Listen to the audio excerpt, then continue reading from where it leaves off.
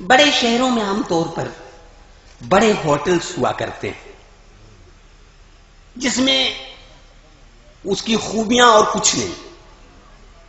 आपके ढाबे में उससे बेहतर खाना मिलता है, लेकिन उनकी खूबियां ये हैं कि कुछ देर बैठिएगा तो बैरा आता है, थोड़ी देर बाद ऑर्डर लेके जाता है तो कोई आधे घंटे तक गायब रहता है जी। फिर लाके पानी रखता है, कुछ देर बाद सलाद का एक प्लेट लाके रखता है और खाना आते आते 1.5 घंटे तक आप इंतजार करते हैं।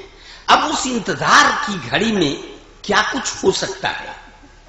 मैं पढ़ता हूं कि एक साहब अहलिया के साथ जब होटल गए, सुनिए जी जी, हमारा कोश एक साहब अहलिया के साथ जब होटल गए, प्यार और जज्बात की रंगीनियों में ढल गए।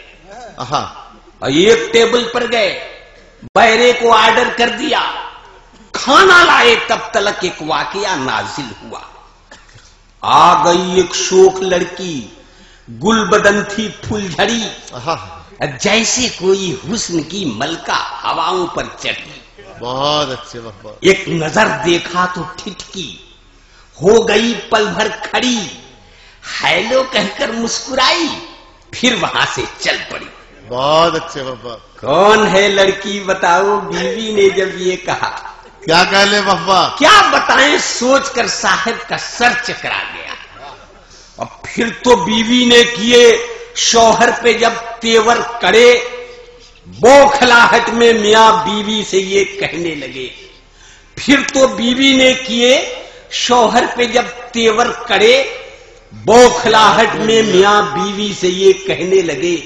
उल्टे सीधे पूछती रहती हो अक्सर या खुदा, जानकर तुम क्या करोगी बेसबब बेफायदा। और अपने को तो दोनों जानिब से बचाना है मुझे, पहले तो तुम कौन हो उसको बताना है मुझे। अरे सुभान अल्लाह सुभान अल्लाह। तो तुम कौन हो? अरे जिंदाबाद जिंदाबाद बप्पा। दोनों जानिब से बचाना है मुझे बप्पा। सुभान अल्लाह सुभान अल्लाह। दोस्तों, अच्छा वो भी पढ़ दूंगा एक, अच्छा वो भी पढ़ दूंगा, लेकिन इतना कीजिएगा आप लोग कि आखिर में ये लोग न कहें कि अब आप जाइए जी। एक देखिए, मैं बिहारी हूं और बिहारियों की बहुत सारी खूबियां होती हैं अलग अलग। वैसे दूसरे प्रोविंस में जब हम लोग जाते हैं तो हम बिहारियों को सीधा कहा जाता है कि ये सीधे साधे होते हैं, यानी कि दूसरे लफ्जों में समझदार हम कम होते हैं। लेकिन हम लोग अपने सीधापन में जो कुछ देखते हैं डॉक्टर साहब, उसका जवाब नहीं है। एक दिल्ली में एक अंग्रेज आया, उतरा, एक ऑटो पर चढ़ गया और कहने लगा कि भैया इस मुल्क में कई सूबे हैं, कितनी बोलियां हैं, कितने कल्चर हैं, लेकिन इसकी पहचान क्या है? तो ऑटो वाले ने कहा कि मैं बताता हूं। वो सामने जाओ, देखो एक बाबा जी चले आ रहे हैं, उन्हें मूछें हैं। तुम अंग्रेज हो, तुम्हें मूछें नहीं है, लेकिन फिर भी जाकर उनके सामने मूछ पे ताव दे के देख। अंग्रेज गया, ताव दिया, बाबा पटक के मारने लगे। पिट के आया तो उसने कहा, साहब ये तो मुझे मार रहा है। कहा जी, इसी को हरियाणवी कहते हैं, ये हरियाणा का है।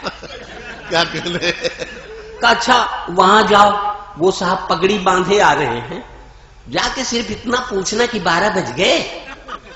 जैसे जाके कहा 12 बज गए तो फिर पिटा। पिट के आया तो कहने लगा, साहब ये भी मुझे मार रहा है। कहा जी ये पंजाब के हैं, ये सरदार जी हैं। मुख्तलिफ जगहों से पिटवाने के बाद उसने कहा कि भैया हर जगह तो हो गया, यूपी और मध्य प्रदेश और कई जगह में पिटा, ये बताओ बिहारी कैसा होता है?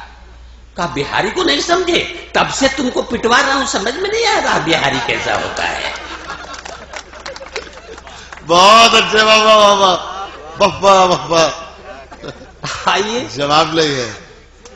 आइए मैं एक नज्म कह रहे हैं। हमारे यहाँ बिहार में बराबर कुछ अखबार में अलग अलग तरह के, मुमकिन है आपके यहाँ उत्तर प्रदेश और बिहार का कल्चर एक ही है, सियासी तौर पर अखबार में कुछ बातें छपती रहती हैं।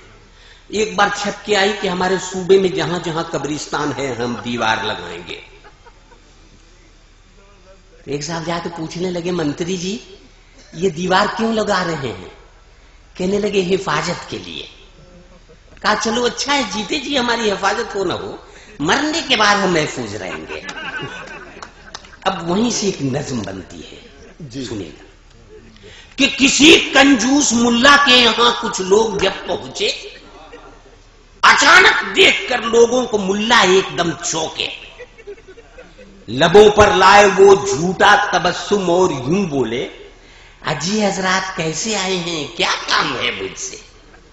कहा लोगों ने कब्रिस्तान की रक्षा जरूरी है, वहां चारों तरफ दीवार का होना जरूरी है, और खुदा के नाम पर कुछ आप भी तो कीजिए साहब, उठाने के लिए दीवार चंदा दीजिए साहब।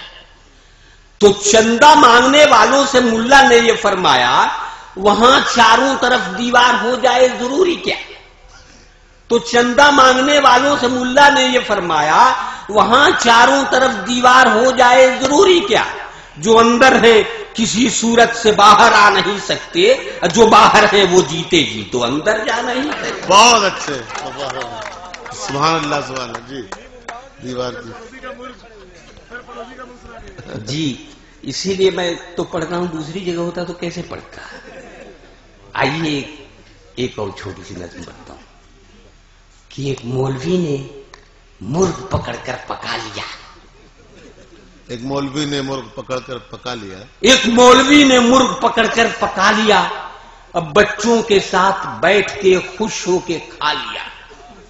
था जिसका मुर्ग ढूंढता फिरता था बेकरार, हर घर में जाकर पूछ रहा था वो बार बार, बस बच गया था मौलवी साहब का एक घर, जिस घर पे एहतराम में डाली न थी नजर। लेकिन तलाशे मुर्ग ने लाचार कर दिया, सारी अकीदतों को ही बेकार कर दिया।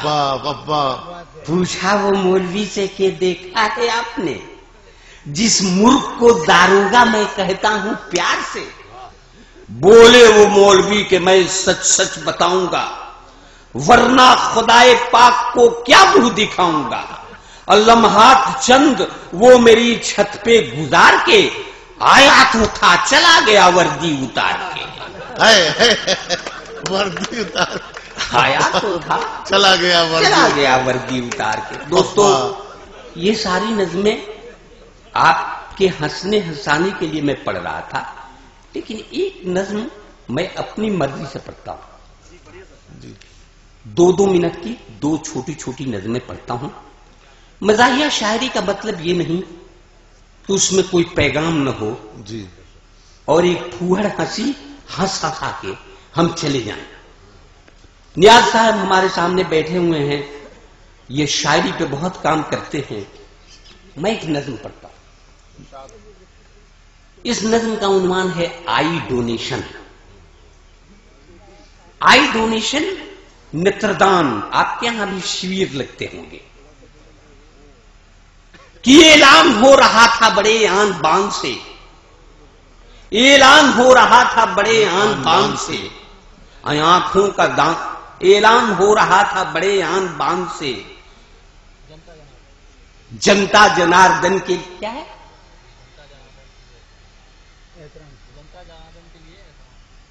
ऐलान हो रहा था बड़े आन बान से, जनता जनार्दन के लिए यह तमाम से, जनता जनार्दन के लिए यह तमाम से, आंखों का दान दीजिए, एहसान कीजिए, कुछ उस जहां के वास्ते सामान कीजिए।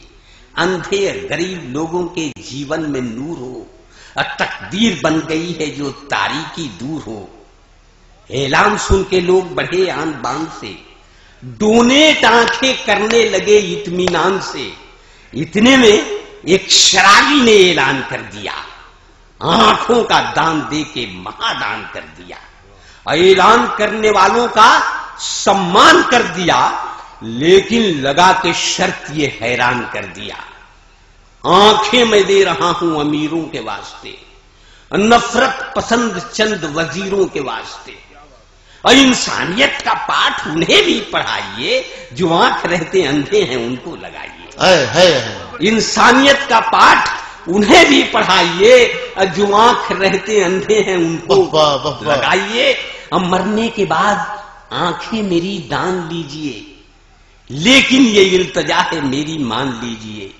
जिस आदमी को आप ये आंखें लगाइए पीने के बाद खुलती हैं उसको बताइए। जिस आदमी को आप ये आंखें लगाइए पीने के बाद खुलती हैं उसको बताइए। इन आंखों में खुमार रहे चाहता हूं मैं, हर आदमी से प्यार रहे चाहता हूं। आइए दोस्तों एक छोटी सी नज्म पढ़ता हूं। ये नज्म मैं इसलिए पढ़ना चाहता हूं कि आज हिंदुस्तान जिस चौराहे पे खड़ा है, आम आदमी ये सोचने पे मजबूर है कि किस रास्ते पे हम जा रहे हैं। बेशक बेशक।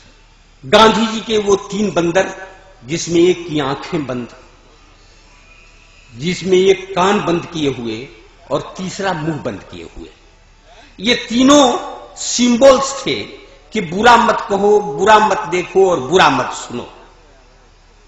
आज उन सिंबल्स को किस रूप में हम देख रहे हैं, यही नज्म मैं पढ़ता हूं जी। कि गांधी जी एक रात मुझे ख्वाब में मिले। गांधी जी एक रात मुझे ख्वाब गांधी जी एक रात मुझे ख्वाब में मिले। चलते रहे सवाल जवाबों के सिलसिले। कहने लगे कि तंग कहो खैरियत तो है, अपने वतन में अमनो अमा आफियत तो है। मैंने कहा हुजूर दुआएं हैं आपकी, मैं जायदाद बेच के खाता हूं बाप की। अब पढ़ लिख के लगते दिल मेरा बेरोजगार है, उस पर भी भूत शेरो सुकन का सवार है। जो खूब चल रहा था वो है मंद कारोबार, बनियों की मेहरबानी है खाता हूं मैं उधार। अब वो कारोबार क्या है जो आज आया कल गया, इस तस्करी पे मुझको भरोसा नहीं रहा। दारोगा जी को टैक्स तो हर माह दीजिए, रिश्वत की शक्ल में उन्हें तनख्वाह दीजिए। वो तो खुदाए पाक का एहसान है जनाब, तेजी पे शायरी की ये दुकान है जनाब।